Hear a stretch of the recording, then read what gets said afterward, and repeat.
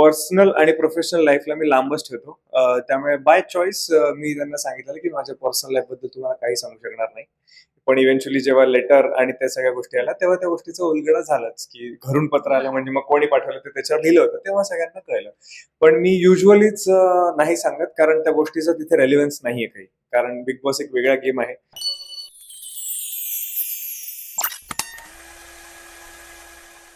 नमस्कार, मी कस्तुरी सिनेचित्रमध्ये तुमच्या सगळ्यांचं खूप स्वागत आहे. घरामध्ये वाईल्ड कार्ड गेल्यावरती एक हँडसम हंक मुलगा जेव्हा एंट्री करतो, पण काही गोष्टींमुळे असं वाटलं होतं की एक गोष्ट होतं लपवतोय असं सगळ्यांना जाणवलं. संकेत आधी खूप स्वागत. घरामध्ये एंट्री झाली. सगळ्यांना खूप छान वाटलं की कोण कोण नवीन नवीन लोक येत आहेत, माणसं नवीन नवीन भेटतायत. तुम्ही आधी सगळ्यांचा गेम बघून आलात, पण एक गोष्ट सर्वांना खटकली की तुझं लग्न झालंय हे तू का लपवलंस? महत्वाचं हे तू का लपवून ठेवलं होतं? थँक्यू सो मच इथे बोलवल्याबद्दल. आणि राहिला प्रश्न याचा की का लपवलं, मी सांगितलं नाही. आणि I am always pretty clear about it की माझ्या पर्सनल आणि प्रोफेशनल लाईफला मी लांबच ठेवतो. त्यामुळे बाय चॉईस मी त्यांना सांगितलेलं की माझ्या पर्सनल लाईफबद्दल तुम्हाला काही सांगू शकणार नाही. पण इव्हेंच्युअली जेव्हा लेटर आणि त्या सगळ्या गोष्टी आल्या, तेव्हा त्या गोष्टीचा उलगडा झालाच, की घरून पत्र आलं म्हणजे मग कोणी पाठवलं ते त्याच्यावर लिहिलं होतं, तेव्हा सगळ्यांना कळलं. पण मी युजुअलीच नाही सांगत, कारण त्या गोष्टीचा तिथे रेलिव्हन्स नाहीये काही. कारण बिग बॉस एक वेगळा गेम आहे. तिकडे गेम बद्दल चर्चा होते, बाहेरच्या गोष्टींचा तिथे आतमध्ये काही फायदा नाहीये आणि काही संबंध नाहीये आणि त्या गोष्टी बोलायला अलाउडही नाहीये, कारण त्या बोलून फायदा नाही. आणि ती सिंपथी मला कधीच घ्यायची नाहीये माझ्या प्रोफेशनमध्ये. जरी हा गेम आहे, तरी ते माझं काम आहे. मी तिकडे गेम खेळायला गेलोय. मी लोकांना रिप्रेझेंट करायला गेलोय. मी स्वतःला रिप्रेझेंट करायला गेलोय आणि तिथे मला माझ्या फॅमिलीची सिंपथी किंवा कशाची सिंपथी मला नकोय. ती एक वेगळी लाईफ आहे, जी माझी पर्सनल आहे. आणि ही एक वेगळी लाईफ आहे, जी माझी प्रोफेशनल लाईफ आहे. ह्याची सिंपथी मी इथे घेणार नाही आणि प्रोफेशनल लाईफची सिंपथी मी घरी सांगणार नाही. As simple as that. दोन्ही वेगळ्या गोष्टी आहेत.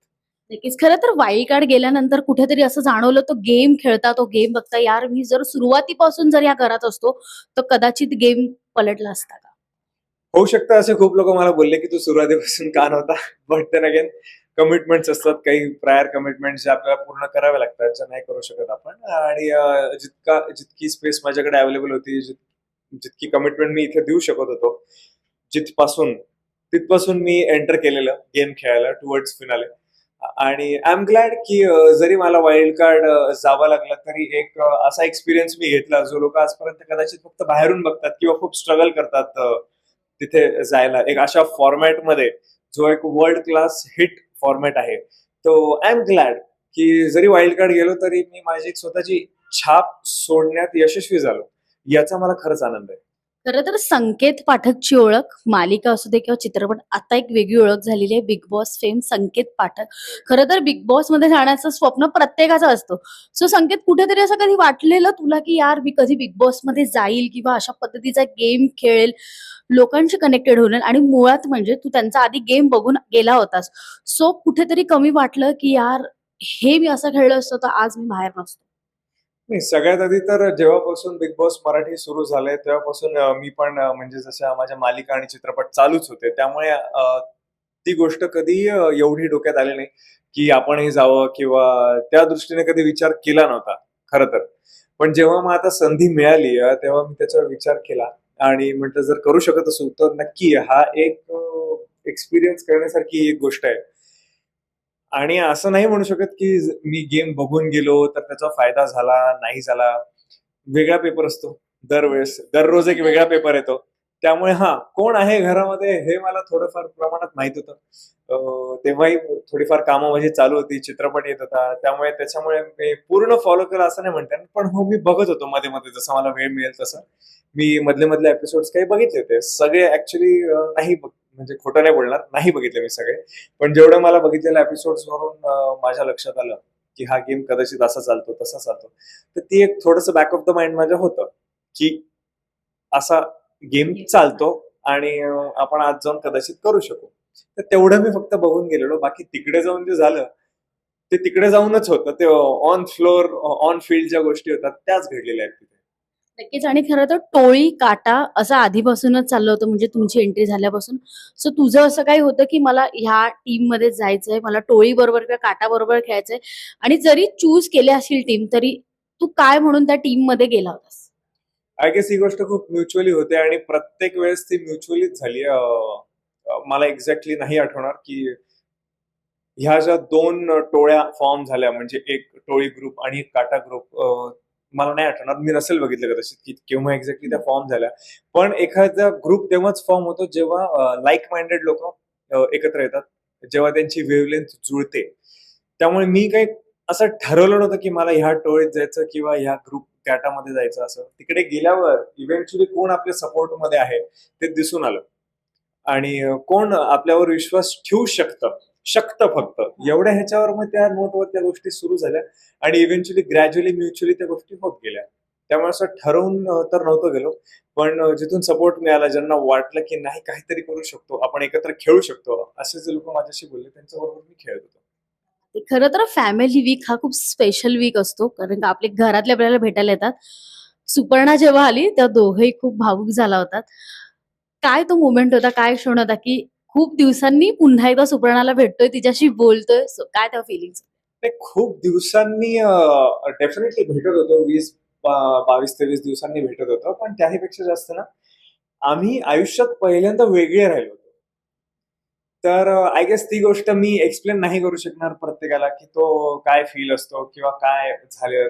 त्याच्यामुळे ते जे काही कल्मिनेट झालेलं तिथे, जे काही आमचं रिएक्शन होतं, ते त्याच्यावर जास्त होतं.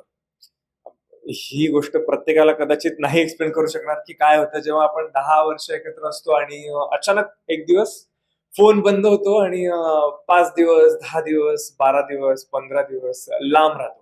त्याच्यानंतरची येणारी ती रिॲक्शन होती. As simple as that. ते प्रेम होतं, बाकी काही नव्हतं.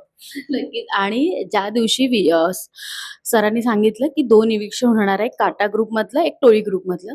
प्रभूचं ज्या दिवशी इव्हेक्शन झालं, खूप जण इमोशनल झाले होते. दुसरा दिवस जेव्हा आला, तो आणि सागर दादा उभा होता. सो काय मनात चलबिचल झाली होती, की तुला असं वाटलं होतं, किंवा सागर दादा तर नेहमी म्हणतच होते, की यार मला जायचं किंवा माझा प्रवास. तुला असं पण वाटलं होतं, की आज सागर दादाच निघू शकतील घराच्या बाहेर? हो, हो. कारण ओव्हरऑल ग्राफ वाईज आणि गेम वाईज बऱ्यापैकी वरच्या लेव्हलला होतो मी. आणि हे मलाही माहिती आहे. त्यामुळे मी पण सांगितलेलं की सागर जातील, मी राहणार आहे. तर मला नव्हतं वाटलं की मी जाईन. मला वाटलेलं सागर जातील. गेम चेंज झालाय तिथे? डेफिनेटली गेम चेंज झाला असणार. अलायन्सेस तुटलेत कारण मी तिथे नाहीये. स्ट्रेंथ इम्बॅलन्स झाली असणार थोडीफार. अगदी कमी पडली असं नाही म्हणत मी, पण थोडेफार समीकरणं बदलली असतील. कारण मी डेफिनेटली एका साइडने खेळत होतो. कारण तो गेमच साइडचा आहे. तिथे मी इंडिव्हिज्युअल जरी खेळलो, तरी मला कुठली तरी साइड चूज करणं आहेच. जरी मी इंडिव्हिज्युअल खेळत होतो, तर डेफिनेटली समीकरणं बदलली असतील, कळेल आता हळू-हळू. कोणी माझ्या बाजूने बोलेल, कोणी माझ्या विरुद्ध बोलतील. That is part of the game. ते काय मी मनाला लावून घेत नाही, कारण माझा स्वभाव तसा नाही. जोपर्यंत गेम मध्ये होतो तोपर्यंत होतो. पण मी एक्सपेक्ट नव्हतं केलं की मी जाईन. मला वाटलेलं सागर जातील. नक्कीच. आणि जेव्हा विशालचे वडील आले होते, तेव्हा तुला खूप जास्त रडू आलं होतं. म्हणजे एक वडिलांचं आणि एक मुलाचं नातं वेगळंच असतं. सो तुझं आणि तुझ्या वडिलांचं बॉन्डिंग कसं आहे? विशालचे पप्पा आले तेव्हा तो खूप हळवा झाला होता. हो, हो. ते होतंच. कारण जे मी सांगितलेलं पत्राच्या वेळेस पण, की ते नाहीये. त्यामुळे जी गोष्ट आपल्याकडे नसते ना, त्याची खंत आपल्याला असते. त्यामुळे ते अचानक समोर आल्यावर मी ते भावनिक झालो. आणि तेच होतं. दुसरं काही नाही म्हणजे त्याच्यामागे. तर वडील जर त्यांच्यामध्ये मी माझ्या वडिलांना बघितलं, तर इव्हेंच्युअली मी इमोशनल होणारच. आणि तीच सिच्युएशन तिकडे झाली जी माझ्या कंट्रोलमध्ये नव्हती. बाकी मी त्यांच्याशी खूप वेळ गप्पा मारल्या किंवा त्यांना अगदी धरून ठेवलं असं नाही. ती माझ्याकडून आलेली त्यांच्या प्रतीची फिलिंग होती. तेवढीच होती. सो संकेत, आता त्या घरात काय मिस करतोयस किंवा त्या घरातली काय आठवण घेऊन बाहेर आला आहेस? सकाळी गाणं वाजायचं कुठलंही. ते गाणं वाजत नाही आता घरी. 2 दिवस झाले गाणंच नाही वाजलं, त्यामुळे मी उठलोच नाही. आज उठताना खूप त्रास झाला मला सकाळी, तरी मी आलो म्हणा वेळेत. तर अशा खूप छोट्या छोट्या चांगल्या आठवणी आहेत. माझ्या आठवणी म्हणजे सगळ्यात चांगल्या आहेत. वाईट गोष्टी मीच करायचा प्रयत्न नाही केला, कारण त्या नाही जमत मला. अ, अ, मराठीत म्हणतात ना की खाजून खरूच काढणे, तो माझा स्वभाव नाही. त्यामुळे माझ्या सगळ्यात चांगल्याच आठवणी आहेत. तर ही त्यातली एक आठवण. तो तिथला पूल, असं एक छान मस्त घर होतं जिथे आपण कधी काही करू शकतो. फक्त दिवसा झोपू शकत नाही. तेव्हा कोंबडाही वाजायचा मग. कोंबडा वाजून झाला किंवा कुत्रा भुंकायचा, अशा बऱ्याच गोष्टी व्हायच्या तिकडे. तर ह्या अशा छान छोट्या छोट्या आठवणी आहेत. काही आम्ही जे काही आयुष्यावर गप्पा गोष्टी केल्या असतील त्या आठवणी आहेत सगळ्यांची. आणि मी सगळ्यांशी बोलत होतो, नाही असं नाही. म्हणजे गेम सोडल्यास गेम पुरता मी ज्याच्याशी कणखरपणे बोललो असेल ते गेम पुरतं झालं, पण पर्सनल लेवलवर मी सगळ्यांशी बोललो आणि सगळ्यांशी मी तसा कनेक्टेड होतो. जरी मी त्या घरात आहो. मला नाही माहिती बाहेर येऊन आम्ही कनेक्ट होऊ न होऊ, पण तिथे मी प्रत्येकाशी बोललो आणि प्रत्येकाशी एक चांगला माणूस म्हणून राहिलो. आय थिंक ती सगळ्यात मोठी गोष्ट आहे माझ्यासाठी, की मी माझ्या पाठची डिग्निटी जपली आणि ती मी खराब होऊ दिली नाही. क्या बात आहे. खरं तर आत्ताचा सीझन आता संपायला काहीच आठवडे बाकी आहेत.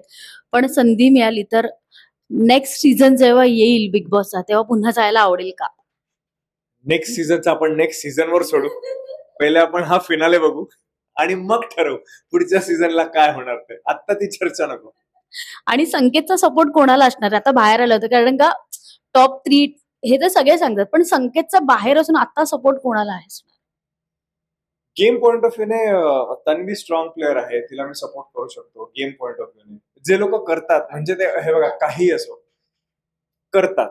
गेम गेम आहे ना, गेम तुम्ही कशातही दाखवा. तर जे लोक गेम कशातूनही दाखवतात, मग ते सामदाम दंडभेद ज्या लोकांच्या ह्याच्यातून दिसतं, तन्वी त्यातली आहे की अनुश्री त्यातली आहे की विशाल त्यातला एक आहे.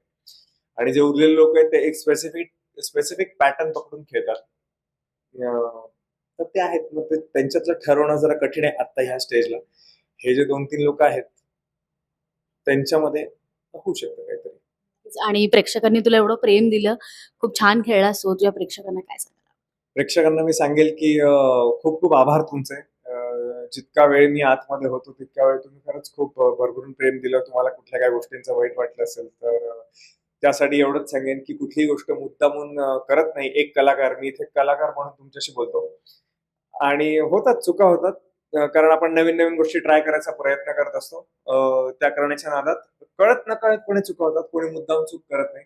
तर त्या पदरात पाडून घ्या एवढंच मी म्हणेल, एवढी विनंती करेन. आणि जितकं प्रेम आतापर्यंत दिलेलं आहे तितकंच प्रेम पुढे देत राहा. सगळ्यांना देत राहा. मला थोडं जास्त द्या एवढीच विनंती.